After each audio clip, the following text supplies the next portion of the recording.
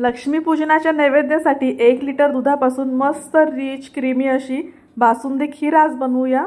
दूध आटवण्यासाठी आपल्याला लागणार आहे ते जाड तळाची कढई किंवा पॅन। आज ही बासुंदी खीर बनवण्यासाठी इथे मी स्किलेटचा वापर करते, त्यामुळे ही जी बासुंदी खीर आहे ती पौष्टिक तर होईलच, शिवाय दूध आटवायला देखील आपल्याला सोपं पडेल। तर इथे मी 1 लिटर फुल फॅट दूध घेतलेलं आहे। शक्यतो फुल फॅट दूधच घ्यायचं, म्हणजे ही जी बासुंदी खीर आहे ना ती मस्त क्रीमी आणि रिच होते। दूध इथे आपल्याला लो फ्लेमवरच आटवून घ्यायचं आहे, गॅसची फ्लेम वाढवायची नाही, नाहीतर मग काय होईल ना दूध हे तळाला चिटकू शकतं। दुधाला एक छान उकळी आलेली आहे। आता यामध्ये आपण घालूया केशर। कुठलाही आर्टिफिशियल कलर किंवा फ्लेवर न वापरता आज आपण ही खीर बनवतोय। केशर आपण सुरुवातीलाच घालायचं, म्हणजे काय होईल ना जसं जसं दूध हे आटत जाईल तसं तसं केशर त्याचा रंग सोडेल आणि सुंदर असा त्याचा फ्लेवर देखील या दुधामध्ये उतरेल।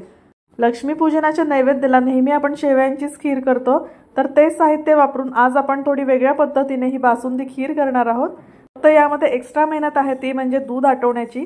तर पाहू शकता इथे आता दुधाची जी साय आहे ती अशी जमायला लागलेली आहे, ती अशी आपण साईडला करून घ्यायची आणि जर भांड्याला काही लागलेलं असेल ना कडेने ती देखील आपण काढून घेणार आहोत।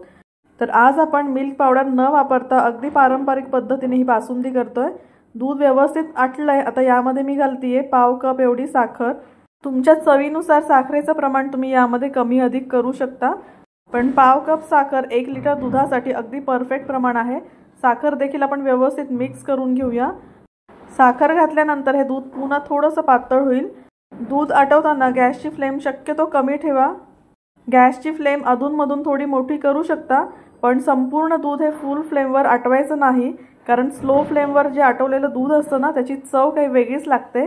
फुल फ्लेमवर जर तुम्ही हे दूध आटवलं तर मात्र ते खाली करपू शकतं आणि मग दुधाला हा जळकट वास लागू शकतो। हे दूध आटण्यासाठी दुसऱ्या गॅसवर ठेवते, तोपर्यंत आपण आता खीरीची तयारी करूया।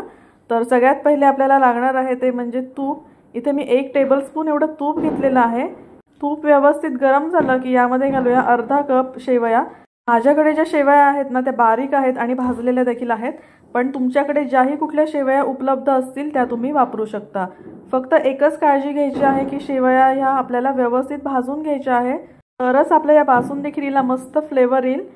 शक्यतो तांदळाची शेवई वापरू नका, आपली गव्हाची जी शेवई असते ना ती वापरली तरी देखील चालेल, किंवा मग अशी रेडीमेड शेवई मिळते ती वापरली तरी देखील चालेल। शेवया छान बदामी रंगावर भाजून झाल्यात। यामध्ये मी साधारण 3 ते 4 चमचे एवढी साखर घातली आहे आणि अर्धा कप एवढं पाणी घातलं आहे। तर या ज्या शेवया आहेत ना ह्याचा आपल्याला थोडक्यात ना शिरा करून घ्यायचा आहे। तर शेवयांचा शिरा तुम्ही घरी बऱ्याच वेळा बनवत असालही, तर अगदी त्याच पद्धतीने मी हा बनवलेला आहे। थोडीशी वेलची पूड घातली आहे फ्लेवरसाठी। आता आपण हे व्यवस्थित शिजवून घेऊया, मिक्स करून घेऊया। यावर झाकण ठेवायची गरज नाहीये, शेवया पटकन शिजतात। एकीकडे दूध उकळतंय त्याकडे देखील लक्ष ठेवणं गरजेचं आहे, नाहीतर मग दूध हे उतू जाऊ शकतं। दरवर्षी माझ्याकडे लक्ष्मीपूजनाच्या नैवेद्याला शेवयांची खीरच असते, म्हटलं यावेळेस वेगळं काहीतरी करूया। तुमच्याकडे लक्ष्मीपूजनाला कशाचा नैवेद्य असतो मला कमेंट करून नक्की कळवा, म्हणजे कुठले कुठले पदार्थ केले जातात नैवेद्यासाठी ते देखील मला कळेल। या शेवया आपण एका ट्रेमध्ये छान सेट करून घेऊया। शेवया व्यवस्थित थंड झाल्या आहेत, त्यावर आपण काजू बदामचे काप आहेत ते घालून घेऊया। तुम्हाला जर हवे असतील ना तर शेवया करताना देखील तुम्ही हे काजू बदाम घालू शकता। आता इथे दूध देखील छान उकळलं गेलं आहे, मस्त घट्ट झालं आहे। दुधाच्या कन्सिस्टन्सीवरनंच लक्षात येतं की दूध मस्त घट्ट झालेलं आहे। इथे गॅसची फ्लेम बंद करते आणि आपली ही बासुंदी तयार झालेली आहे। ही बासुंदी आपल्याला रूम टेम्परेचरला पूर्ण थंड करून घ्यायची आहे आणि थंड झाल्यानंतर मगच आपल्याला ही शेवयांवर घालून घ्यायची आहे। आधीच जर घातली गरम असतानाच तर मग या शेवया व्यवस्थित सेट होणार नाहीत किंवा मग त्या जास्त सॉगी होऊ शकतील, नरम पडू शकतील। तर ही खीर तुम्ही अशीच गरम गरम देखील नैवेद्याला दाखवू शकता, पण इथे मी फ्रीजमध्ये साधारण 2-3 तासासाठी ही सेट करायला ठेवली होती आणि बघू शकता मस्त अशी आपली ही बासुंदी खीर तयार झाली आहे। गार्निश करूया ह्याला बदामाच्या कापने, किंवा तुमच्याकडे कुठलेही ड्रायफ्रुट्स असतील त्याने तुम्ही ही गार्निश करू शकता। गार्निशिंगसाठी थोड्याशा गुलाबाच्या पाकळ्या घातल्या ना की ह्याचा जो लुक आहे तो एकदम चेंज होऊन जातो, एकदम छान रिच दिसतो।